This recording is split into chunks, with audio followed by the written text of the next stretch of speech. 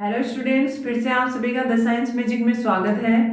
Organic chemistry का chapter alcohol phenol में ether चल रहा था, जिसमें ईथर के सिंथेटिक मेथड कंप्लीट किए थे अपन ने। लास्ट मेथड था अपना विलियमसन ईथर सिंथेसिस।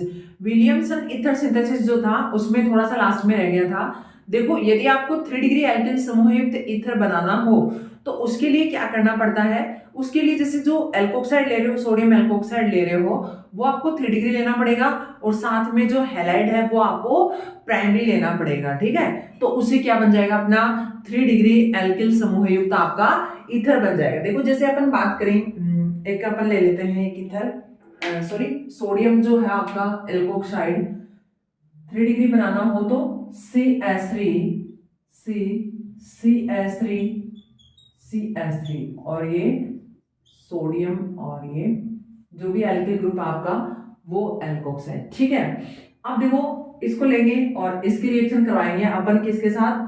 जो आपका कोई भी ब्रोमाइड ले, सॉरी कोई भी हैलाइड ले लो, जैसे मैं ले लेती हूँ मैथिल ब्रोमाइड ले लेती हूँ।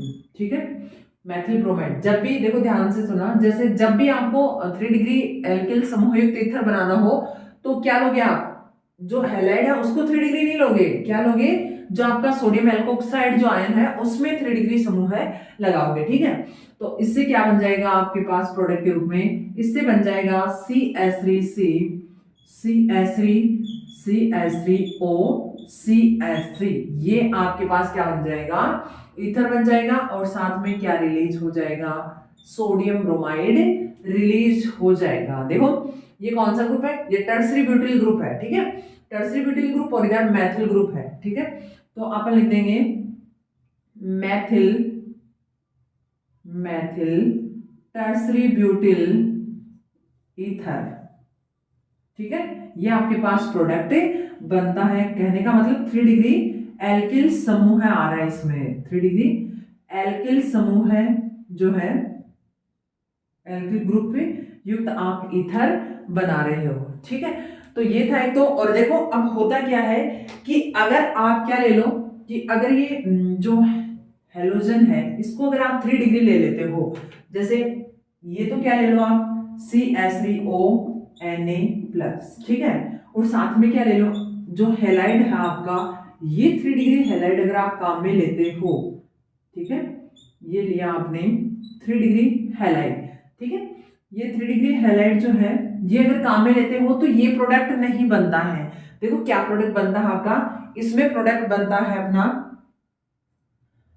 CH3 C double bond CH2 CH3। यहां पर क्या बन जाता है प्रोडक्ट के रूप में, एल्कीन बन जाती है। ठीक है, यहां पर क्या हो जाता है, विलोपन अभिक्रिया हो जाती है, इलिमिनेशन रिएक्शन हो जाती है, जिससे क्या हो जाता है, हाइड्रोजन निकल जाता है और क्या निकल जाता है, यहाँ से ब्रोमीन निकल जाता है, ब्रोमाइड निकल जाता है और उधर ये वाला हाइड्रोजन किसके साथ जुड़ जाता है, उधर CH3OH के साथ जुड़ जाता है और क्या निकल जाता है साथ में NaBr यहाँ से निकल जाता है। तो ये दोनों रिएक्शन इंपॉर्टेंट है। देखो याद है विलियमसन ईथर सिंथेसिस में, विलियमसन ईथर सिंथेसिस में अगर आपको 3 डिग्री एल्किल समूह युक्त ईथर बनाना हो तो आपको जो एल्कोक्साइड आयन है सोडियम वाला, वो आपको 3 डिग्री समूह लेना पड़ेगा। ठीक है, और ऐसे क्या बन जाता है अपना 3 डिग्री एल्काइल समूह युक्त ईथर बन जाता है। अगर आप एल्कोक्साइड आयन अगर आप 3 डिग्री नहीं ले रहे हो और हैलाइड को आप 3 डिग्री ले रहे हो तो आपके पास 3 डिग्री एल्किल समूह है ईथर नहीं बनेगा। तब तो प्रोडक्ट ही चेंज हो जाएगा। प्रोडक्ट क्या बनेगा अपने पास, एल्किन बन जाएगा और साथ में क्या बन जाएगा, मेथनॉल बन जाएगा और सोडियम ब्रोमाइड बन जाएगा। कहने का मतलब ये हुआ कि यहां से क्या निकल जाएगा, एक हाइड्रोजन निकल जाएगा H+ की फॉर्म में और अपने इलेक्ट्रॉन कहाँ डोनेट कर देगा, यहाँ पर, और यहाँ से क्या निकल जाएगा, Br- निकल जाएगा। ये H+ है, ये कहाँ जुड़ जाएगा, O- के पास। ये Br- ये किसके साथ जुड़ जाएगा, Na+ के साथ, और क्या निकल जाएगा, यहाँ तो एल्किन बन जाएगी और ये मेथनॉल हो गया और ये सोडियम ब्रोमाइड हो गया। ठीक है, तो इस प्रकार से ये दो इंपॉर्टेंट रिएक्शन थी। तो ये सिंथेसिस में आती है, विलियमसन ईथर सिंथेसिस में। अब देखो इससे आगे अपना टॉपिक है ईथर की केमिकल रिएक्शन। ईथर जो है इसकी केमिकल रिएक्शंस कौन कौन सी हैं वो आज पढ़ेंगे अपन। देखो जैसा कि आप अल्कोहल में पढ़ रहे थे और फिनोल में भी पढ़ रहे थे, अल्कोहल और फिनोल में क्या होता है, जो कार्बन ऑक्सीजन बॉन्ड होता है वो ब्रेकिंग वाली रिएक्शंस, ठीक है। और एक पढ़े थे आप इलेक्ट्रोफिलिक सब्स्टिट्यूशन रिएक्शन, तो वो यहाँ पर भी पढ़ेंगे अपन। देखो क्या होता है, टॉपिक अपना केमिकल रिएक्शन ऑफ ईथर। क्या है, केमिकल रिएक्शंस, केमिकल रिएक्शंस। अब देखो जैसे पहली रिएक्शन अपन पढ़ेंगे कि जो कार्बन ऑक्सीजन बॉन्ड है, ठीक है, carbon oxygen bond cleavage of ethers, Hindi में लिखेंगे ईथरों का कार्बन ऑक्सीजन बंध विदलन। बंध विदलन कहने का मतलब ये हुआ कि भाई जो ईथर है उसमें कार्बन ऑक्सीजन बॉन्ड ब्रेकिंग वाली कौन कौन सी रिएक्शन होती है। देखो इसमें पहली रिएक्शन है अपनी, पहली रिएक्शन की जब आप बात करोगे तो वो है ए, ठीक है।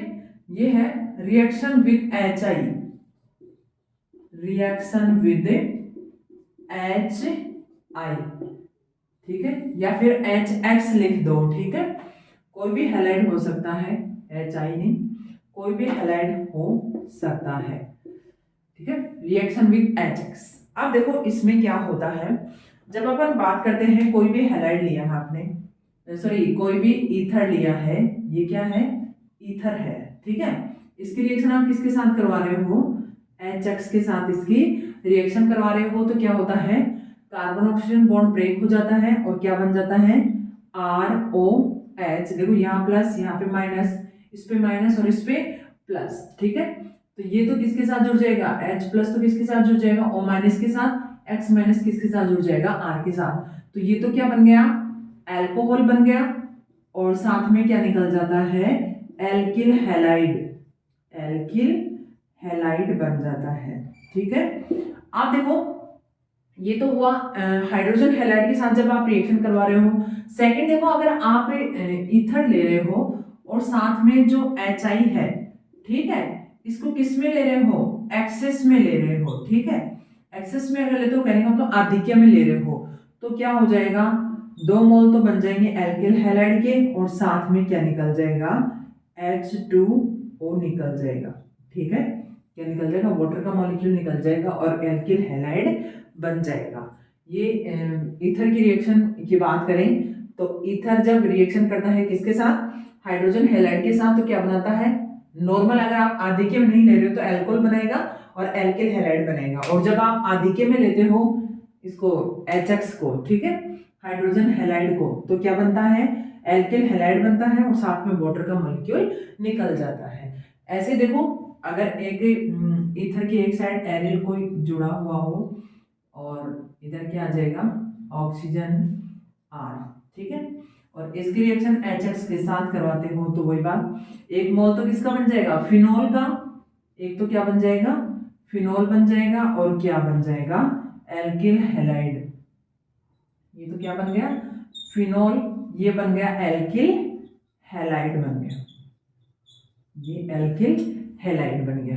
तो ये रिएक्शन थी किसके साथ, HX के साथ। जब आप ईथर की रिएक्शन करवाते हो तो एल्कोहल और एल्किल हैलाइड बनता है, जब HX में लेते हो तो एल्किल हैलाइड ही बनता है, और जब आप कोई फेनिल ग्रुप ले लेते हो तो क्या आ जाता है, फिनोल, और क्या बनता है साथ में, एल्किल हैलाइड बन जाता है, ठीक है।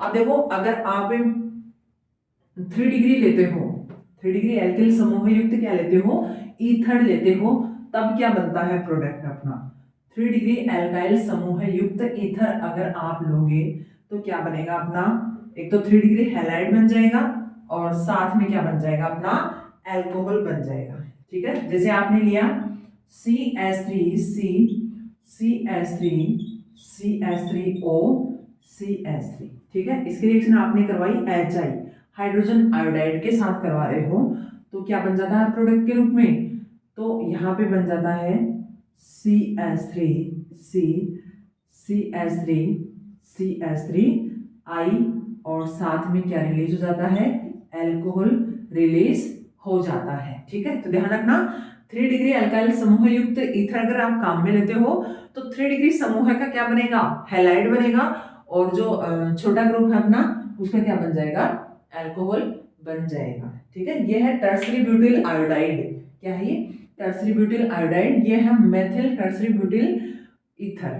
ठीक है, तो ये इसमें रिएक्शन थी। जो आप हाइड्रोजन हैलाइड के साथ रिएक्शन करवाते हो तो आपका प्रोडक्ट क्या बनता है। ठीक है, अब देखो आगे बात करते हैं। ये तो थी पहली रिएक्शन, पहले टाइप की रिएक्शन, जिसमें कौन सी रिएक्शन पढ़ी है आपने, reaction with HX hydrogen halide के साथ रिएक्शन। ठीक है, अब देखो सेकेंड टाइप की रिएक्शन अपन पढ़ते हैं। पहली रिएक्शन थी इथरो का CO बंध विदलन, और अब पढ़ेंगे अपन सेकेंड टाइप रिएक्शन पढ़ेंगे, वो है इलेक्ट्रोफिलिक सब्स्टिट्यूशन रिएक्शन। इलेक्ट्रोफिलिक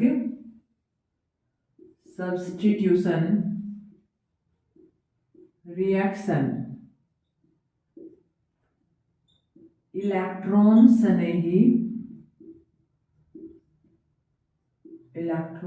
स्नेही प्रतिस्थापन अभिक्रिया, प्रतिस्थापन अभिक्रिया। अब देखो इसमें क्या है, सबसे पहली बात तो भाई ईथर जो है वो भी क्या दर्शाते हैं, इलेक्ट्रॉन स्नेही प्रतिस्थापन अभिक्रिया दर्शाते हैं। देखो कैसे, अगर आप ले रहे हो, जैसे अपन बात करें कोई भी मतलब कोई भी ईथर लिया है आपने और उसमें कोई एरोमेटिक रिंग है, जैसे आपने ये लिया है एनिसोल ले लिया, जैसे आपने क्या लिया है, एनिसोल, इसको बोलते हैं एनिसोल, एनिसोल लिया है। अब देखो इसमें ऑक्सीजन है, इस पे क्या है, 2 लोन पेयर ऑफ इलेक्ट्रॉन है। इसमें देखो क्या करेंगे अपन, इसमें क्या होता है, रेजोनेंस होता है, अनुनाद होता है। अनुनाद होने के कारण ऑर्थो एनिसोल जो है इसके ऑर्थो और पेरा पोजीशन पे क्या हो जाता है, इलेक्ट्रॉन डेंसिटी बढ़ जाती है, इलेक्ट्रॉन घनत्व क्या हो जाता है, बढ़ जाता है। इलेक्ट्रॉन घनत्व बढ़ जाता है तो ऑर्थो और पेरा पोजीशन पे इलेक्ट्रोफाइल क्या कर देता है, इजीली अटैक कर देता है। ठीक है, तो इसलिए अपन कहते हैं ईथर जो है वो भी क्या, इलेक्ट्रोफिलिक सब्स्टिट्यूशन रिएक्शन दर्शाते हैं। जैसे अपन बात करेंगे फ्रीडल क्राफ्ट रिएक्शन में एल्काइलेशन, एसाइलेशन, नाइट्रेशन और ब्रोमिनेशन, इन 3-4 रिएक्शन की अपन बात करेंगे। इसमें देखो पहले रेजोनेंस देते हैं। जैसे अपन बात करते हैं इसकी, जो एनिसोलिस में ऑक्सीजन के लोन पेयर हैं वो किधर मूव होंगे, इस साइड मूव होंगे, तो इससे ये वाले इलेक्ट्रॉन कहाँ चले जाएंगे, पाई इलेक्ट्रॉन इस वाले कार्बन के पास चले जाएंगे, तो ये स्ट्रक्चर बन जाएगी इस प्रकार से। यहाँ इलेक्ट्रॉन आ गए, ये डबल बॉन्ड है, और यहाँ डबल बॉन्ड आ गया, एक लोन पेयर है, और यहाँ पे पॉजिटिव चार्ज आ गया एक लोन पेयर की जगह। देखो आगे इसमें क्या हो जाएगा, सेम ऐसे ही देखो आगे वाले स्ट्रक्चर में ये वाले इलेक्ट्रॉन कहाँ मूव करेंगे, यहाँ पे मूव करेंगे, और ये वाले इलेक्ट्रॉन कहाँ जाएंगे, इस वाले कार्बन पे आ जाएंगे। तो इससे क्या बनेगा, इससे अगले स्ट्रक्चर ये बन जाएगी, यहाँ पे डबल बॉन्ड, यहाँ पे डबल बॉन्ड, और इस कार्बन पे नेगेटिव चार्ज, और यहाँ डबल बॉन्ड OCH3।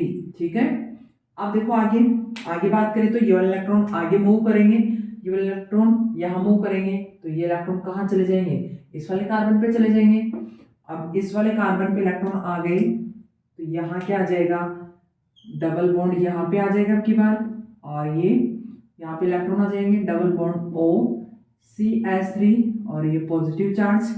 आगे देखना, आगे ये वाले इलेक्ट्रॉन यहाँ मूव करेंगे तो ये डबल बॉन्ड के इलेक्ट्रॉन कहाँ चले जाएंगे, अब ऑक्सीजन के लोन पेयर फुलफिल्ड हो जाएंगे। ठीक है, तो इस प्रकार से ये स्ट्रक्चर बन जाएगी अब की बार, ये स्ट्रक्चर बन गई OCH3। ठीक है, तो ये इसमें एनिसोल में देखा अपन ने रेजोनेंस, अनुनाद जो है वो एनिसोल में किस प्रकार से होता है, रेजोनेंस अनुनाद,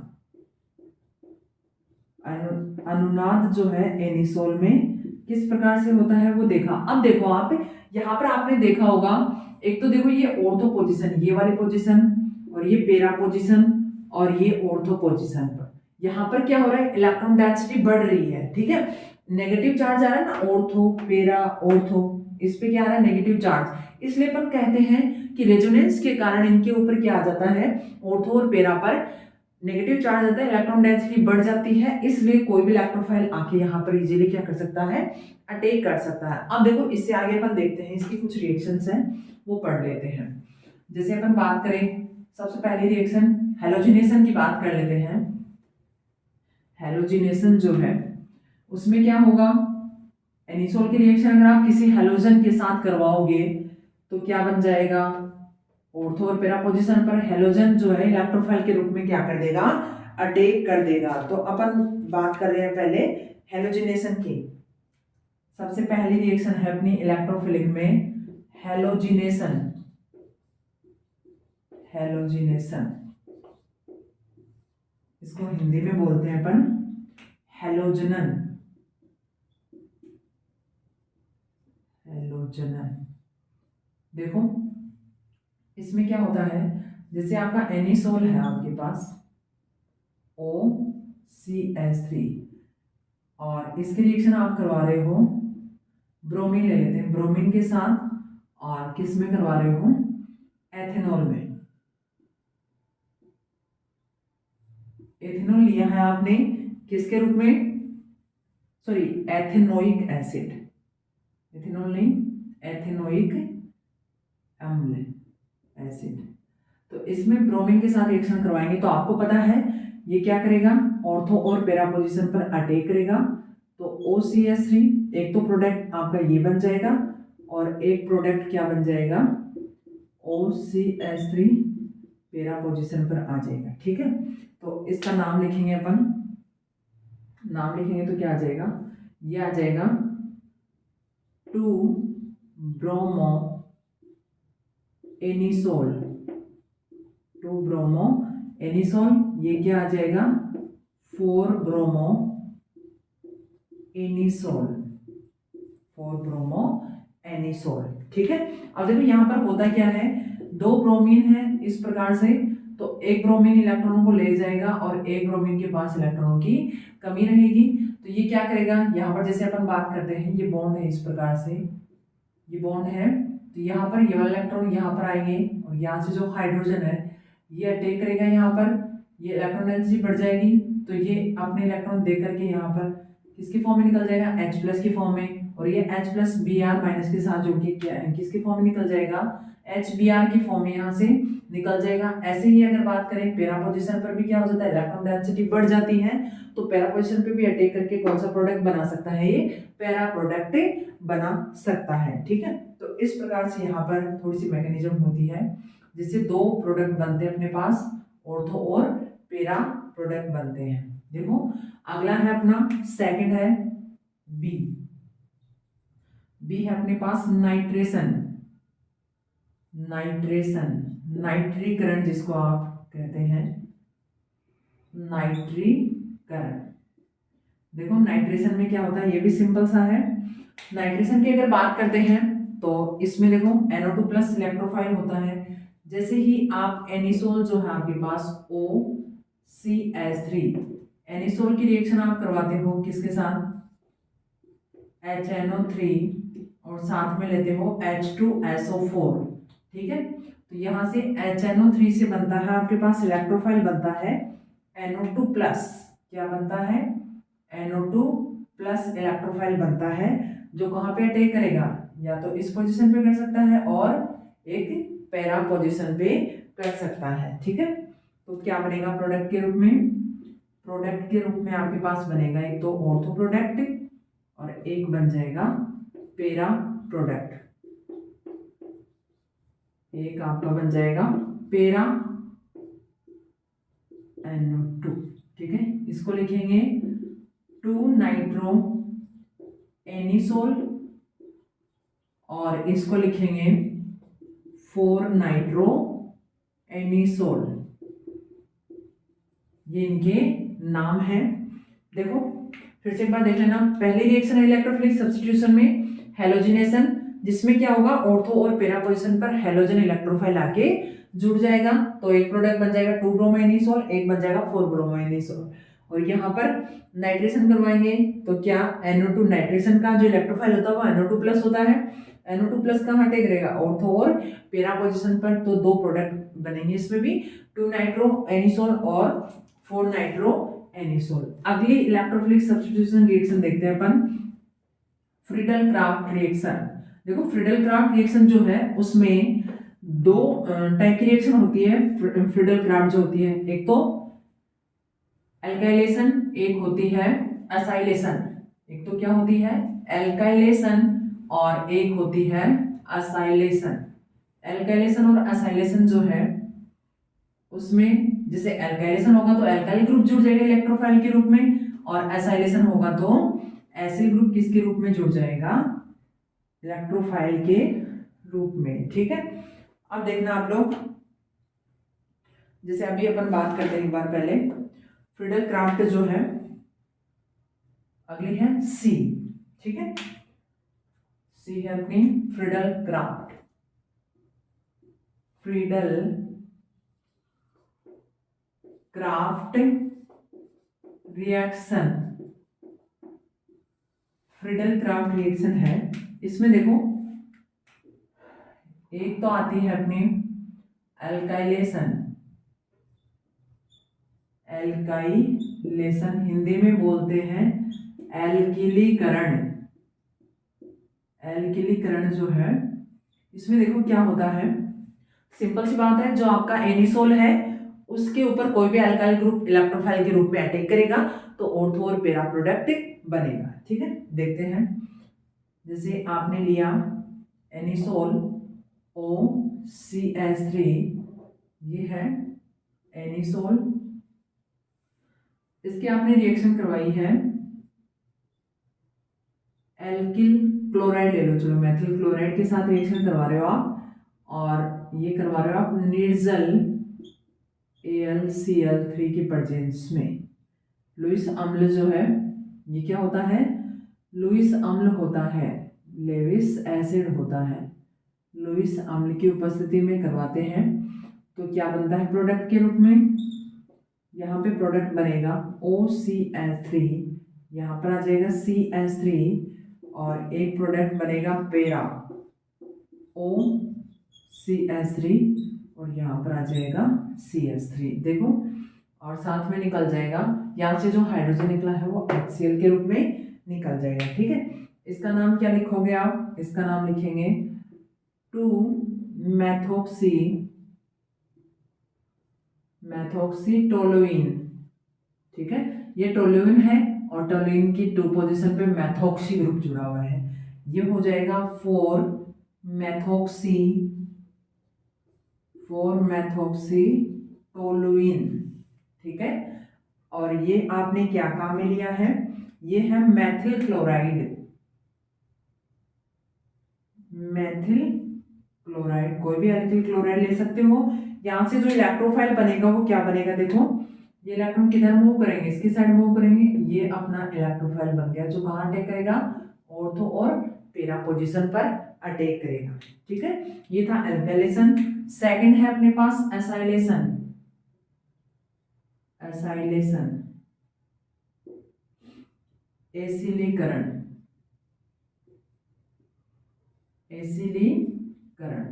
इसमें देखना, देखें देखो, जैसे ही आप एनिसोल लोगे सेम वही है जैसा आप ऊपर पढ़ रहे थे, एनिसोल है और एनिसोल की रिएक्शन करवाओगे अब की बार आप एसिटिल क्लोराइड से। ये क्या लिया है आपने, एसिटिल क्लोराइड, और ये क्या है अपना एनिसोल। एनिसोल की रिएक्शन एसिटिल क्लोराइड से करवाओगे तो वही प्रोसेस है, देखो सेम, किसकी प्रेजेंस में करवाओगे, डिहाइड्रस AlCl3 की प्रेजेंस में करवाओगे। तो देखो ये वाला जो बॉन्ड है ये ब्रेक होगा तो ये इलेक्ट्रॉन क्लोरीन ले जाएगा, इस पे क्या आ जाएगा पॉजिटिव चार्ज, और ये कहाँ अटैक करेगा, ऑर्थो और पेरा पोजीशन पर अटैक कर देगा। तो अपने पास 2 प्रोडक्ट मिलेंगे अपने को, ऑर्थो और पेरा, OCH3, ये आ गया COCH3, और एक प्रोडक्ट मिलेगा अपने को OCH3, यहाँ पे आ जाएगा COCH3। ठीक है, इसका नाम लिखेंगे अपन 2-मेथॉक्सी एसीटोफिनोन।